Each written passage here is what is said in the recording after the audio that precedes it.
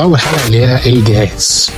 بعد كده الجويستيك او الدراعات، وده كده شكلها ريجرات، ودي ريموت الباور والمود بتاع الجهاز. وهنا هنلاقي زرار الاون تشغيل والايقاف، ده مهم جدا عشان ما تفكرش ان الدراع مش شغال. وفي الظهر مكان الحجاره، حجاره ريموت عاديه جدا. وهنا الازاز بتاع الدراع، دراع ماسكته حلوه جدا، ده شكله كده على الطبيعه.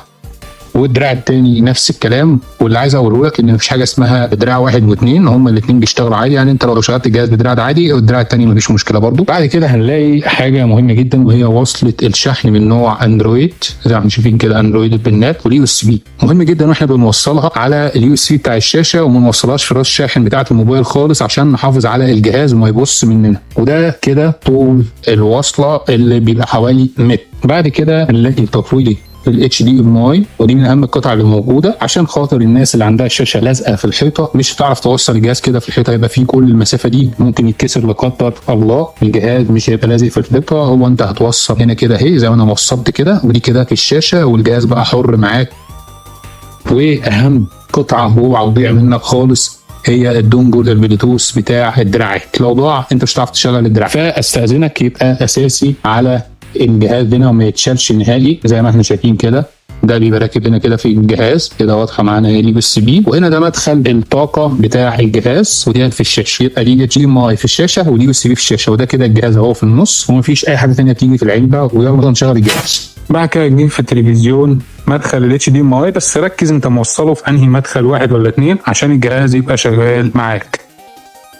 مهم جدا قبل ما نشغل الجهاز ده، قبل ما نقول على اي حاجه، اعرفك ان الجهاز ده من خلال موقع اوكازيون دوت كوم. الموقع بيتميز ان هو مختار لك انضف واحسن نسخه موجوده في السوق. هتقول لي ده كلام الناس كلها بتقوله عشان تبيع، لا، عن تجربه. الجهاز منه انواع كتير في السوق، منها رامات قليله، منها فيرجنات كتير، يعني تفرق معاك بقى في اداء وسرعه الجهاز والبروسيسور بتاعها. زي ما انت شايف كده، دول جهازين بس من الموجودين في السوق، وده واحد تالت كمان رسمته مختلفه. زي ما انتم شايفين كده، دول 3 اصدارات بس عشوائيين. يعني الكلام اللي انا بقوله لك كلام عن ثقه وعن تجربه. سامعين الصوت؟ فايت، يعني ده عشان يبدا بس يلعب. ايه رايكم في السرعه؟ بص السرعه، الصوت نفسه ما بيقطعش. بص، ايه رايك؟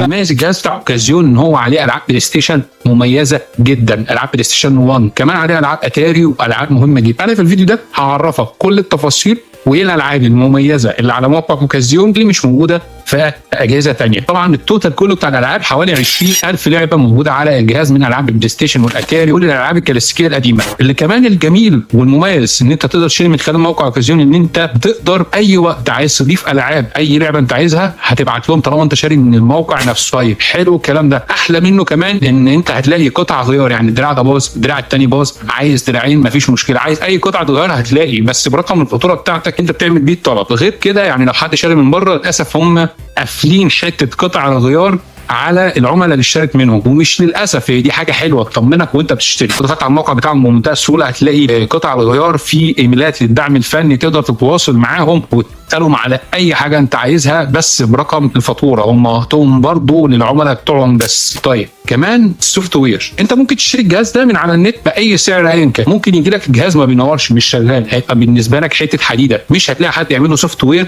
مفيش حد نهائي في السوق يعرف يعمل سوفت وير للجهاز ده غير عدد قليل جدا جدا جدا جدا منهم موقع اوكازيون. لان كل جهاز ليه اكتر من سوفت، وهيشتغل معاك سليم 100%، مش هيشتغل معاك. فهم بيجربوا كذا سوفت، وفي منهم سوفتات عليها اسم الموقع بتاعهم، دي اصدارات معينه، مش كل الاجهزه اللي عندهم عليها اسم الموقع اوكازيون، ولكن هم بيتميزوا كمان في بعض السوفتات اللي موجوده عندهم. طب هتقول لي برضه ايه الميزه؟ لو انت حتى اشتريت جهاز من السوق ولقيته شغال بس بطيء، زي ما انا بقول لك لان في اصدارات كتير، او جيت تشغله في مره من المرات لقيته جايب شاشه سوداء ما بيشتغلش، ده كده السوفت وير وقع يا معلم. كلم بقى اللي انت اشتريته منه، مش هتلاقي خدمه ما بعد البيع. وده ليه؟ لانه هو تاجر بيبيع حاجه وخلاص، هو مش شركه، هو بيبيع لك الحاجه خلص منها وخلاص، هو لا يعرف عنها حاجه، هي بتشتغل قدامه خلاص اشتغلت، او مش شغاله هو جايبها بعلبه مقفوله يمكن ما يعرفش ايه اللي فيها.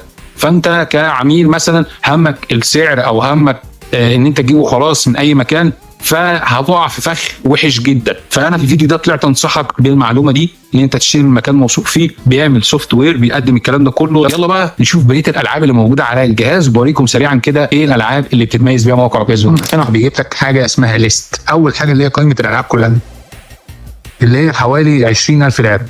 تمام. لو حبيت بقى ادخل على بقيه القوائم دي، الكلاس والهيستوري والكوليكت والحاجات دي كلها، بدخل من تريجر من فوق هنا كده.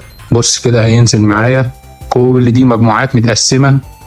خلاص ندخل بقى بالاسهم كده عادي على البي اس 1. دي اهم حاجه بتميز موقع اوكازيون، انه عليه العاب حلوه قوي من العاب البلاي ستيشن. بص كل ايه العاب البلاي ستيشن انا بقولها لك. اهم حاجه بالنسبه لي واللي جبت الجهاز بسببها على موقع اوكازيون، واللي الناس بتشتري بسببها على موقع اوكازيون، هو بيبسي مان. بيبسي مان وتيكن المرحلتين بتوعها موجودين على الجهاز، ودي اهم حاجه. ندخل بقى على بقيه المراحل. فالاهم هي اليابانيه، وديت اللي بيتميز بيها موقع اوكازيون. ندخل عليها ونشوف سرعه واداء الجهاز. اللي بيفرق في الجهاز ده في السوق سرعه الجهاز والرامات والبروسيسور بتاعته، هيخلي معاك اللعب مفيد، يهنج، الصوره بتقطع، الكلام ده كله. احدث وافضل اصدار موجود على موقع اوكازيون. لو انتم شايفين كده يابانيه، ندوس ستارت. بص سرعه الجهاز والسهوله بتاعت الاستخدام بتاعته. ندوس ستارت. هنا نلعب واحد بس، ممكن تلعب اتنين، في الدراع التاني عادي شغال. نبدا اللعبه. نشوف بقى سرعه الجهاز وادائه عن اللي موجود في السوق. ركز كويس قوي.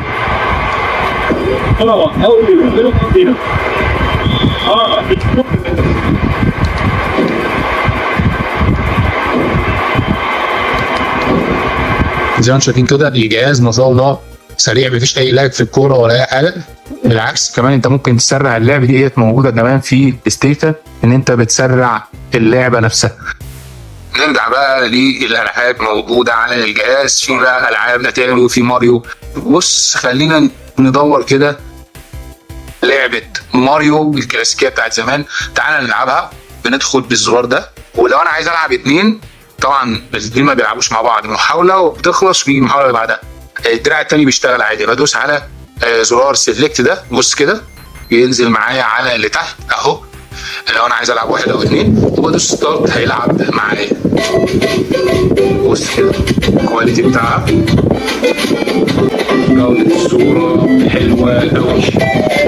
يلا نلعب.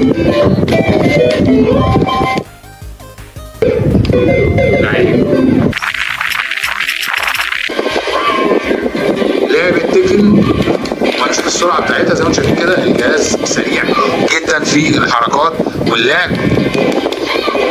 عايز اقول لكم ناس كل ان السرعه معتمده على الدراعات، ده مالهاش علاقه. انا ممكن اوقف كده واسيب الجهاز هو اللي يلعب. زي ما انتم شايفين كده والدراع الثاني اهو.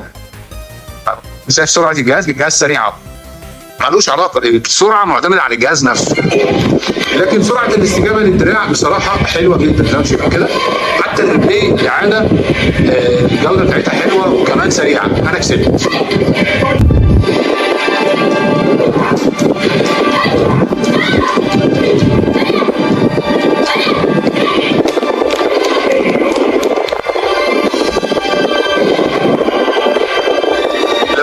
لعبه زي كده وعايز احفظ المرحله اللي انا وصلت لها، يعني اوقف لعبه عند هنا وارجع العب لعبه ثانيه وادخل تاني في الجهاز. هدوس على سيلكت وستارت مع بعض، شايف القائمه دي، وهدوس على سيف ستيت او حفظ المرحله اللي انا فيها، وادوس على هنا كده. هو هنا كده حافظ المرحله دي. وحبيت ان انا ارجع للعبه، هدخل على اللعبه تاني وهدخل سيلكت وستارت مع بعض، وهرجع تاني على الجهاز وهلاقي لود ستيت لود اهي، وادوس على هنا هيدخلني في نفس الحته اللي انا كنت موجود فيها. ولو حبيت اخرج من اللعبه بختار اخر واحده وارجع اشوف اي لعبه تانية. دي تيكن 2، وهنا دي لعبه زي الميدل كده، لعبه حرب. سيب لك رابط الشراء من خلال موقع تطبيق اوكازيون.